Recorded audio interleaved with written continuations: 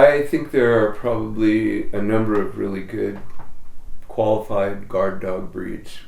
What we've had experience with is the Great Pyrenees and Anatolian, and crosses between the two. Great Pyrenees evolved in the Pyrenees Mountains between Spain and France. They've got, I don't know, maybe 1,000 years of experience guarding sheep in the mountains in areas where there are predators like wolves, bears, and so on. The Anatolian is from Turkey. Similar kind of history, literally millennia of functioning as sheep guard dogs. And these are big dogs, generally white-haired.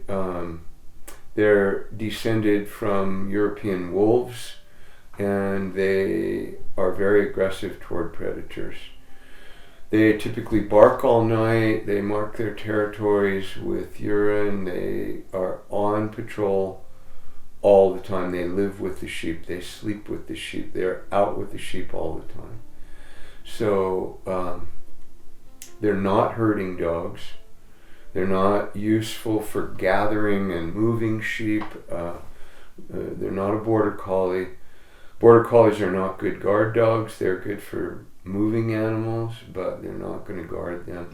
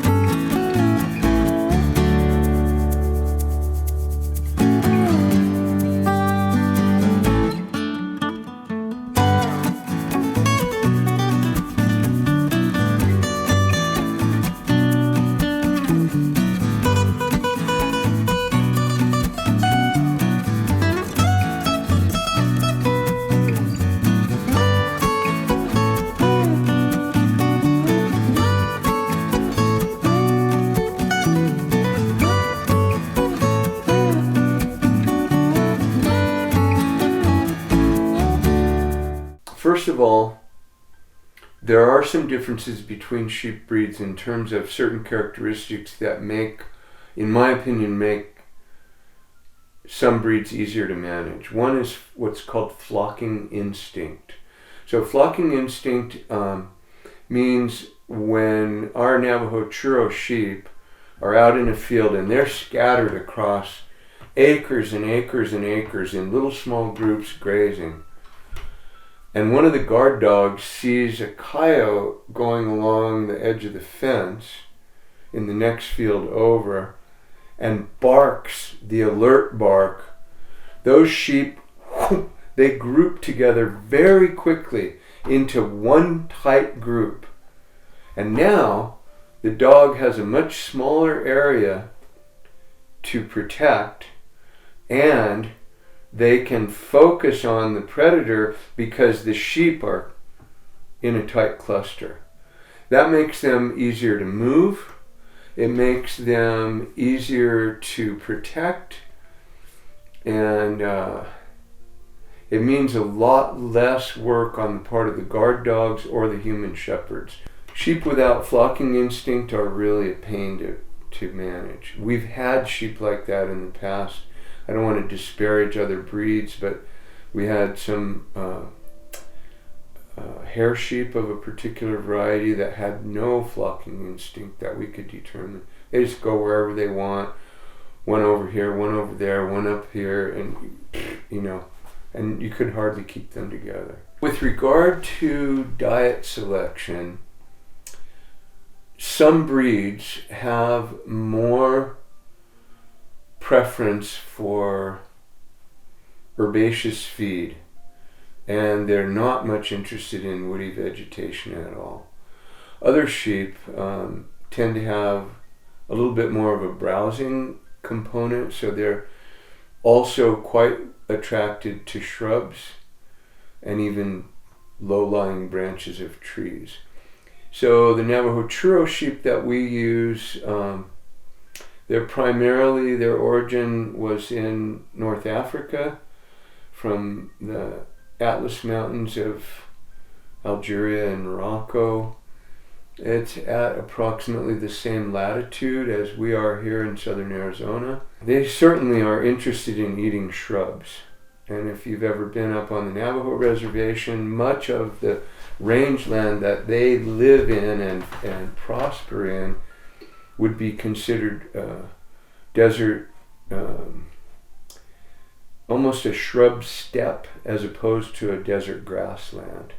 Desert grassland would be the kind of area that we are in, where there's a lot of grasses, but also scattered throughout these stands of grass will be shrubs and small trees. Little clumps of mesquite, graythorn, blackbrush, buckbrush, ceanothus species, acacia species, and so forth. The sheep make use of those, the Navajo Churro sheep. So they are a part of their diet. The downside to that might be, for instance, we made a mistake one time of putting the sheep in when we had 1 and 2 year old olive trees. And so everything's growing pretty close to the ground. And they carefully pick every leaf off. They didn't eat all the stems, which was nice. The leaves regrew, but it sort of set back a growing season of production on olives. So we learned from that mistake. Some of the English breeds are they're better suited for irrigated pasture, where you have a long green growing season that goes beyond what we have here. We have some irrigated pasture at our farm, and we put the sheep there a part of the year, and they do well there on that. But the fact that they can do well on Tobosa and Galleta and some of these grasses that cure out with a lot, they're kind of rank and fibrous, they still will eat that and do well on it. We used to raise Columbias. They were a merino derivative when we lived in Washington State, and we had them on irrigated pasture and then wintered them on alfalfa hay and silage, corn silage. They were fine in that environment, but they would not make it here in this more deserty condition without supplemental feeding. I think that, just a cautionary note, mature rams can weigh 250 to 300 pounds. They're all muscle.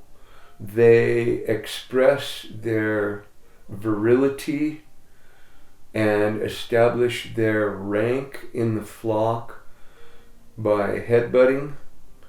And so you'll see 2 rams square off and charge each other and hit with absolutely, to me, skull fracturing impact. And they back up and shake their heads, and then they do it again.